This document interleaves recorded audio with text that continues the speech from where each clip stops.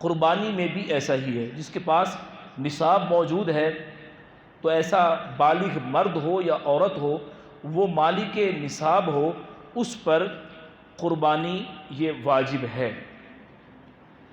اب نصاب کی مقدار کیا ہے؟ 7.5 تولے سونا، چاندی 52.5 تولے، یا اتنی برابر اس کے پاس سامان تجارت موجود ہے۔ جو بزنس کرتا ہے اس کی جو سامان تجارت ہے اس کی مالیت 52.5 تولے چاندی کے برابر ہے، یا اس کے پاس اتنی رقم موجود ہے، یا یوں سمجھیے کہ 7.5 تولے سونا تو اس کے پاس نہیں ہے، 52.5 تولے چاندی بھی اس کے پاس نہیں ہے، لیکن 1-2 تولے سونا ہے، کچھ چاندی بھی ہے اور کچھ روپے بھی ہیں۔ اب سب کو اکٹھا کریں گے اور اس کی مالیت لگائیں گے۔ اگر وہ مالیت 52.5 تولے چاندی کی مالیت کے برابر ہو جائے تو صاحب نصاب ہو گئے، اب قربانی واجب ہے۔ تو اس کا ہم نے حساب لگانا ہے۔ عمومی طور پر یہ دیکھا جاتا ہے کہ گھر میں ایک ہی فرد قربانی کر رہا ہوتا ہے، جو سربراہ ہوتا ہے وہ قربانی کرتا ہے، اور گھر والے سارے سمجھتے ہیں کہ بھئی ہم سب کی طرف سے قربانی ہو گئی۔ تو اگر گھر میں ایک سے زائد افراد مالک نصاب ہیں، صاحب نصاب ہیں، تو سب پر ان کی الگ الگ قربانی واجب ہے۔ یعنی باپ اگر وہ صاحب نصاب ہے ان پر قربانی ہے، والدہ ہیں وہ ان کے پاس نصاب موجود ہے ان پر قربانی ہے، جو کہ عموماً عورتوں کے پاس نصاب ہوتا ہے، چاندی بھی ہوتی ہے، سونا بھی ہوتا ہے، اور دونوں کو اکٹھا کریں تو 52.5 تولے چاندی کی مقدار بن جاتی ہے۔ اس صورت میں تو عورتوں پر تقریباً عورتوں پر قربانی بنتی ہے۔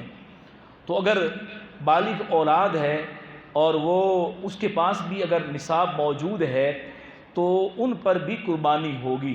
اس کے لیے زکوٰۃ کے لیے بھی اور قربانی کے لیے بھی یہ شرط نہیں ہے کہ کوئی برسر روزگار ہو۔ بعض 10، 11، 12 یہ 3 دن ہیں قربانی کے ایام، اور طلوع فجر کے وقت اس کا ٹائم شروع ہوتا ہے۔ آگے میں بتاؤں گا کہ شہر والوں نے کب کرنی ہے اور جو دیہات والے ہیں ان کے لیے کیا رخصت ہے۔ اسی طرح قربانی کے وقت میں قربانی کرنا ہی لازم ہے۔ کوئی یہ کہے کہ ہمارے علاقے میں تو سینکڑوں لوگ قربانی کر رہے ہیں، سینکڑوں جانور قربان ہو رہے ہیں، تو غرباء کے لیے انہوں نے گوشت تقسیم کرنا ہے تو یہ کافی رہے گا، تو میں قربانی کی جگہ میں رقم دے دیتا ہوں غریبوں کے اندر، یا کچھ بچیاں ہیں ان کی شادی کروانی ہے تو اس سلسلے میں خرچ کرتا ہوں، یا کسی اور کار خیر میں وہ خرچ کرنا چاہے اور نیت یہ کرنا چاہے کہ قربانی بھی تو صدقہ ہے تو یہ بھی تو صدقہ کر رہا ہوں، تو ایسا نہیں ہوگا۔ قربانی کے وقت میں جس پر قربانی واجب ہو گئی اسے قربانی ہی کرنا پڑے گی، کیونکہ یہ اللہ کا حکم ہے۔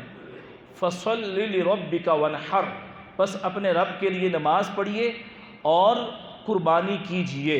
اور حضور نبی کریم صلی اللہ علیہ وآلہ وبارک وسلم نے اپنی مدنی زندگی میں آپ نے ہر سال قربانی فرمائی، کوئی سال ایسا نہیں تھا کہ آپ نے قربانی نہ کی ہو۔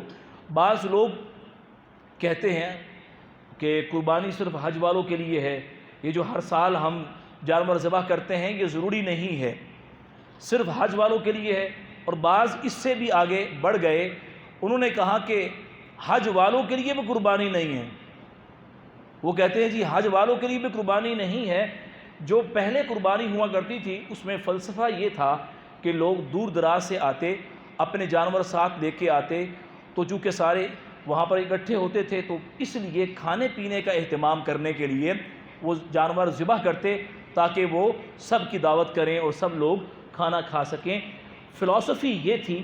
تو اب چونکہ وہاں پر ہوٹلز میں تمام سہولیات میسر ہوتی ہیں، کھانا پینا ملتا ہے، ہر چیز ملتی ہے، لہٰذا اب حج کے موقع پر قربانی کرنا یہ کوئی سمجھ میں نہیں آتا، بلکہ وہ کہتے ہیں اس کی ضرورت نہیں ہے۔ تو یہ سوچ، یہ نظریہ یہ غیر اسلامی ہے، اس کا اسلام سے کوئی تعلق نہیں، کیونکہ نبی کریم صلی اللہ علیہ وآلہ وبارک وسلم نے جو حکم فرمایا اور جو اللہ رب العزت نے حکم دیا اور آپ نے کر کے دکھایا، اور اس پر صحابہ کا اجماع رہا اور پوری امت کا اجماع ہے، کسی نے بھی قربانی کا انکار نہیں کیا، تو یہ ایک من گھڑت سی بات ہے، ان کی اپنی دل کی خواہش ہے. جیسا کہ پچھلے دنوں غامدی جاوید احمد غامدی نے فتویٰ دیا کہ کوئی امریکہ میں ہے اور امام کعبہ وہاں پر نماز پڑھا رہے ہیں، تو امریکہ میں رہنے والا وہاں پر اس کی اقدا کر سکتا ہے. وہ جماعت وہاں ہو رہی ہے تو اپنے گھر کے اندر وہ اگر نیت کر لے تو اس کو جماعت کا ثواب ملے گا. تو یہ تو ایک کھلواڑ ہو گیا نا پھر اسلام کے ساتھ. وہ اجتماعیت کہاں چلی گئی؟ تو ایسا ہرگز نہیں ہے. جماعت باقاعدہ جماعت کی صورت ہوگی، امام کا اور مقتدیوں کا ایک مقام پر ایک جگہ اکٹھا ہونا یہ ضروری ہے. اگر ایسا نہ ہوا تو پھر کیا ہے، اس صورت میں وہ جماعت نہیں ہوگی. جماعت اسی صورت میں ہوگی جب امام اور مقتدی ایک ہی مقام پر اکٹھے ہوں گے. تو اب یہ اہم بات جو ہے وہ پیش نظر رہے کہ قربانی کے لیے قربانی کرنا یہ حضور نبی کریم صلی اللہ علیہ وسلم کی سنت ہے اور سنت ابراہیم علیہ السلام ہے. اور جو لوگ یہ کہتے ہیں کہ قربانی نہیں کرنی چاہیے تو وہ دین کے اندر ایک طرح سے ایک نئی بات داخل کر رہے ہیں. اصل میں یہی بدعت ہے کہ دین کے اندر ایسی چیز جس کا تعلق ہی نہیں ہے وہ کہہ رہے ہیں کہ قربانی نہیں ہے. تو قربانی ہر عاقل و بالغ مالک نصاب مرد و عورت پر یہ واجب ہے. اللہ تبارک و تعالی توفیق عطا فرمائے. قربانی کے لیے پہلا دن 10 ذی الحجہ کا یہ افضل ہے. اس کے بعد پھر اگلا دن، پھر اس کے بعد اگلا دن. سب سے افضل دن کون سا ہے؟ پہلا دن. ان 3 ایام کو ایام النحر کہتے ہیں. اور 9 ذی الحجہ 10 11 12 اور 13 یہ ایام یہ کہلاتے ہیں ایام تشریق. جیسے ہی 9 ذی الحجہ کا دن آئے گا فجر کی نماز کے بعد تکبیر تشریق ایک مرتبہ بلند آواز سے کہنا یہ واجب ہے، اور 3 مرتبہ کہہ لینا یہ افضل ہے، مستحب ہے، بہتر ہے. تکبیر تشریق کیا ہے؟ اللہ اکبر لا الہ الا اللہ واللہ اکبر وللہ الحمد. تو 9 ذی الحج کو فجر کی نماز سے یہ شروع ہوگی اور 13 ذی الحج کی عصر تک یہ تکبیرات کہی جائیں گی. اسے تکبیر تشریق کہتے ہیں. اور ان ایام کو ایام تشریق کہتے ہیں. اور ایام النحر 3 دن ہیں، 10 11 12. بعض لوگ جو ہے وہ اگلے 13ویں دن کی قربانی کا بھی کہتے ہیں اور اس پر حدیث بھی پیش کرتے ہیں کہ حدیث کے اندر آیا کہ 13ویں دن بھی یعنی 13 ذی الحجہ کا دن ہے اس دن بھی قربانی کی جا سکتی ہے.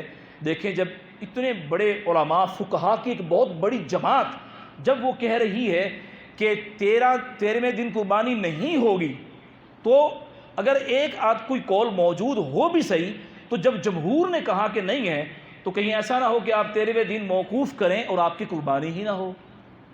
تو پہلے 3 دن ہی ہم نے قربانی کرنی ہے. افضل دن کون سا ہے؟ پہلا دن قربانی کا، اور پھر اس کے بعد دوسرا اور تیسرا دن ہے. اللہ تبارک و تعالی ہماری قربانیوں کو اپنی بارگاہ میں قبول فرمائے. قربانی کا وقت یہ طلوع فجر سے وقت شروع ہو جاتا ہے، لیکن جو شہر والے ہیں ان کے لیے قربانی کا جو وقت ہے، قربانی کرنے کا جو وقت شروع ہوتا ہے وہ ہے نماز عید کے بعد. نماز عید کے بعد شہر میں جہاں بھی سب سے پہلے نماز عید کا اجتماع ہو گیا، نماز عید ہو گئی، اب قربانی کا وقت شروع ہو گیا اور وہ قربانی کر سکتا ہے.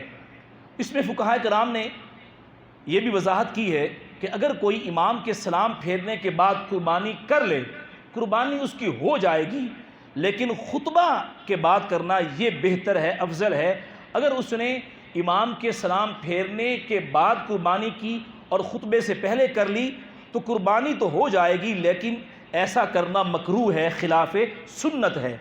کہ عید کے اجتماع میں ہمارے آقا صلی اللہ علیہ وسلم وہ نماز عید پڑھاتے اور ان کے بعد آپ خطبہ ارشاد فرماتے، اور خطبہ ارشاد فرمانے کے بعد ہمارے آقا صلی اللہ علیہ وسلم قربان گاہ تشریف لاتے اور پھر آپ قربانی اپنے دست اقدس سے فرماتے، اور اس کے بعد پھر آپ قربانی یعنی تمام صحابہ قربانی کیا کرتے تھے. بلکہ وہ روایت موجود ہے کہ ایک صحابی حاضر خدمت ہوا اور عرض کی یا رسول اللہ صلی اللہ علیہ وسلم میں تو جانور قربان کر چکا ہوں، پہلے جیسے ہی طلوع فجر ہوئی میں نے قربان کر دیا ہے، اور اب آپ ارشاد فرما رہے ہیں کہ فجر یعنی نماز عید کے بعد قربانی کرنی ہے تو اب میرے لیے کیا حکم ہے؟ آپ نے فرمایا کہ نہیں، تمہاری قربانی نہیں ہوئی، وہ گوشت ہے، وہ کھلا دو، کھا لو، وہ جائز ہے، لیکن قربانی نہیں ہے، قربانی عید کے نماز کے بعد ہوگی۔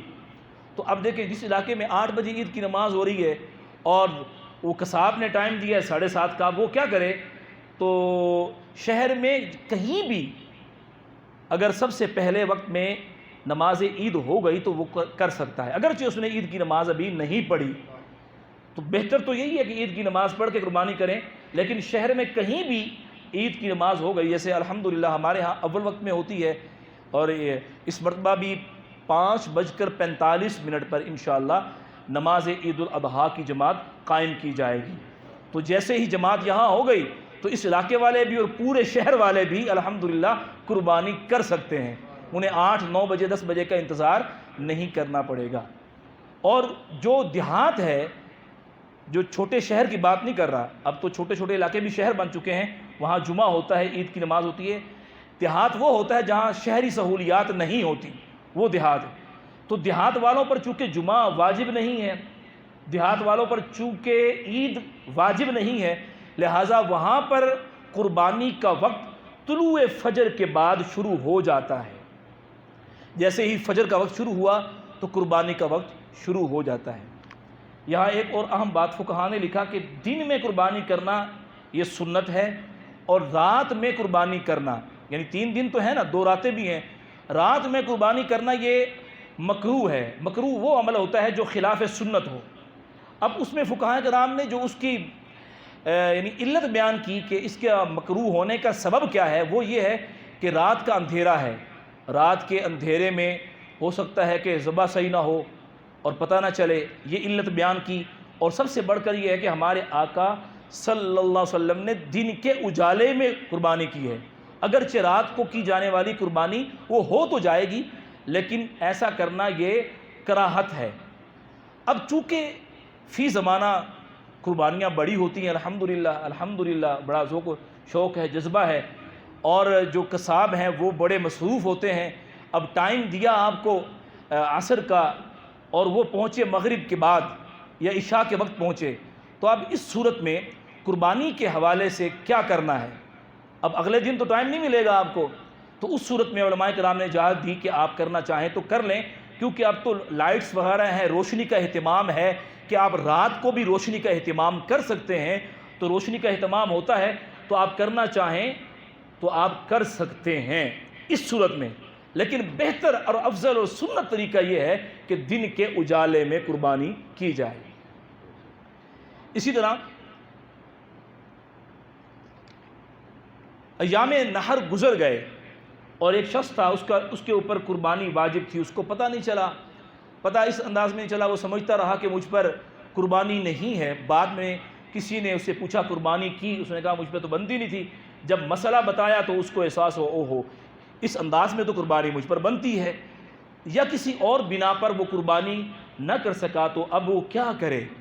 اس کے لیے علماء نے بیان کیا کہ وہ ایک متوسط درجے کا بکرا یا بکری، دمبا، بھیڑ جو بھی ہے، وہ صدقہ کرے یا اس کی قیمت صدقہ کرے۔ صدقہ کس کو کرے گا؟ جس کو زکوٰۃ دی جاتی ہے ان کو دے گا۔ اس کا گوشت اب یہ اپنے پاس نہیں رکھ سکتا۔ جیسے قربانی ہم کرتے ہیں نا، تو اس میں ذبح کرنے کے بعد اس گوشت کے 3 حصے کرتے ہیں، ایک اپنے لیے، ایک اپنے رشتہ داروں کے لیے، ایک فقراء کے لیے، اور سارا گوشت ہم رکھنا چاہیں، یعنی اگر فیملی بڑی ہے تو اس کی بھی گنجائش موجود ہے، اور سارا صدقہ کر دینا، سارا بانٹ دینا یہ بھی جائز ہے، لیکن کچھ نہ کچھ گوشت کھا لینا قربانی کا یہ مسنون ہے۔ ہمارے آقا صلی اللہ علیہ وسلم قربانی کا گوشت تناول فرمایا کرتے تھے۔ لیکن اگر قربانی نہ کی، اب وہ قربانی کا جانور صدقہ کرنا چاہے گا یا ذبح کر کے کسی کو دیا اس نے، تو اس میں سے اب کچھ رکھ نہیں سکتا۔ اسی طرح منت کی قربانی ہے، کوئی منت مانی تھی، یا اللہ میرا فلاں کام ہو جائے تو میں قربانی کروں گا، اب اس کی ایک اپنی قربانی جو اس پر واجب ہے وہ تو ہے ہی ہے، اس کے علاوہ جو منت کی قربانی ہے اس کے الگ ہے، علاوہ ہے۔ اب منت کی قربانی ہو تو اس کے بارے میں کیا حکم ہے؟ اس کا گوشت اپنے استعمال میں نہیں لا سکتا، وہ سارے کا سارا صدقہ کرنا یہ ضروری ہے۔ کیونکہ منت پر عمل کرنا کیا ہے؟ واجب ہے، تو اس کا گوشت اسی طرح فقہائے کرام فرماتے ہیں اگر کوئی مینشن کرے کہ یہ قربانی میرے ابو کی طرف سے ہے، امی کی طرف سے ہے جو فوت ہو چکے ہیں، تو اس کے لیے بھی بہتر افضل اولا یہی ہے کہ اس کا گوشت سارے کا سارا صدقہ کر دے تاکہ ان کو سارے کا سارا ثواب پہنچے، جو قربانی کرنے کا مقصد ہے وہ پورا ہو جائے۔ حضور نبی کریم صلی اللہ علیہ وآلہ وبارک وسلم نے اپنی امت کی طرف سے قربانی کی۔ گزشتہ جمعہ میں نے آپ کو بتا چکا، تو کیا ہی اچھا ہو کہ ہم اپنے آقا صلی اللہ علیہ وسلم کی طرف سے سب سے حسین، عمدہ و بہترین جانور اپنے آقا صلی اللہ علیہ وسلم کی طرف سے ہم قربان کریں۔ یہ بہت قسمت اور مقدر کی بات ہے، نصیب کی بات ہے، اللہ تبارک و تعالی ہمیں عطا فرمائے۔ تو قربانی کے جانور 3 قسم کے ہیں، بکرا، گائیں اور اونٹ۔ بکرے میں بکری اور دمبا اور بھیڑ، مینا وغیرہ یہ سارے اس کے اندر آتے ہیں، اور بکرا بکری کے لیے عمر 1 سال، اور گائیں اس کی عمر 2 سال، اور اونٹ کی عمر 5 سال یہ ہونا ضروری ہے۔ اس سے کم عمر کا جانور ہو تو قربانی نہیں ہوگی۔ اس کی تسلی کرنی ہے، کسی ماہر آدمی کو منڈی میں لے کے جائیں جس کو پتہ ہو کہ واقعی یہ بکرا 1 سال کا ہے، یہ گائیں 2 سال کی پوری ہو چکی ہے، گائیں کے اندر بیل بھی ہے، بھینس بھی ہے، بھینسا بھی ہے۔ بعض لوگ کہتے ہیں بھینس کی قربانی نہیں ہوتی، تو یہ بھینس کا دودھ پیتے ہیں وہ حلال ہے، کٹے کا گوشت کھاتے ہیں وہ حلال ہے، قربانی کیوں نہیں ہوتی؟ قربانی بھی ہوتی ہے اس کی۔ تو بھینس اور بھینسے کو یہ گائیں پر قیاس کر کے فقہائے کرام نے بیان فرمایا ہے۔ تو اونٹ 5 سال کا ہونا ضروری ہے، تو اس سے کم عمر اگر ہوگا تو پھر قربانی نہیں ہوگی۔ قربانی کا جانور جو ہے بے عیب ہو، عیب ایسا نہ ہو کہ جس کی وجہ سے قربانی آپ کی ضائع ہو جائے، یعنی آنکھوں سے اندھا ہے، اتنا لنگڑا ہے کہ چل نہیں سکتا، اتنا کمزور ہے کہ اس کے بدن میں قوت طاقت نہیں، ایسے کی قربانی نہیں ہوگی۔ کان کٹ چکا ہے اور تھنوں میں سے بکری کے اندر 1 تھن خشک ہے، یا گائیں بھینس کے اندر 2 تھن جو ہیں وہ خشک ہو چکے ہیں، تو ایسی کی قربانی نہیں ہوگی۔ کان 1/3 سے زیادہ کٹا ہوا ہے، دم چکی وغیرہ 1/3 سے زیادہ کٹی ہوئی ہے، ایسی کی قربانی بھی جائز نہیں ہے۔ تو خوب جانور جب یعنی لینے کے لیے جائیں تسلی کریں، اس کو چلائیں، دکھائیں کہ اس کی آنکھیں ٹھیک ہیں، کان ٹھیک ہیں، چیک کریں چلتا صحیح ہے، کہیں جو ہے یہ اس کے اندر کانا پن تو نہیں ہے، یہ بھینگا تو نہیں ہے، کہیں یہ اندھا تو نہیں ہے جانور۔ تو بسا اوقات منڈی میں پتہ نہیں چلتا اور گھر آ کے پتہ چلتا ہے۔ اگر کسی شخص نے تسلی کی اور جانور خرید کر لایا اور گھر آ کے پتہ چلا کہ اس کے اندر عیب ہے، تو فقہا فرماتے ہیں کہ اب وہ قربانی کی جو شرائط ہیں اس کے مطابق قربانی اس کی نہیں ہوگی، اس کو نیا جانور لینا پڑے گا اگر وہ صاحب نصاب ہے۔ اگر وہ فقیر ہے تو پھر وہ کر سکتا ہے، لیکن مالک نصاب ہے تو اس کے لیے اور جانور اس کو لینا پڑے گا۔ ہاں اگر وہ لے کے آیا تھا اور اس وقت اس کے اندر عیب موجود نہیں تھا، لیکن وقت قربانی جانور اس کے ہاتھ سے نکلا اور بھاگا اور ٹانگ ٹوٹ گئی، آنکھ پھوٹ گئی، کوئی ایسا عذر ہو گیا، کوئی ایسا عیب ہو گیا جو عیب قربانی کے لیے مانع ہے، تو اب قربانی ہو جائے گی کیونکہ قربانی کے وقت سے پہلے تک وہ بے عیب تھا، اب بالکل آن سپاٹ جو ہے عیب پیدا ہوا ہے، تو اس صورت میں اگرچہ عیب پیدا ہو چکا ہے لیکن قربانی اس کی ہو جائے گی۔ اللہ تبارک و تعالی ہمیں خوش دلی کے ساتھ قربانی کرنے کی توفیق عطا فرمائے، دکھاوے سے بچائے اور اخلاص عطا فرمائے۔ اللہ رب العزت ہمیں حضور نبی کریم صلی اللہ علیہ وسلم کا مطیع و فرما بردار بنائے، آمین بجاہ النبی الامین صلی اللہ علیہ وسلم۔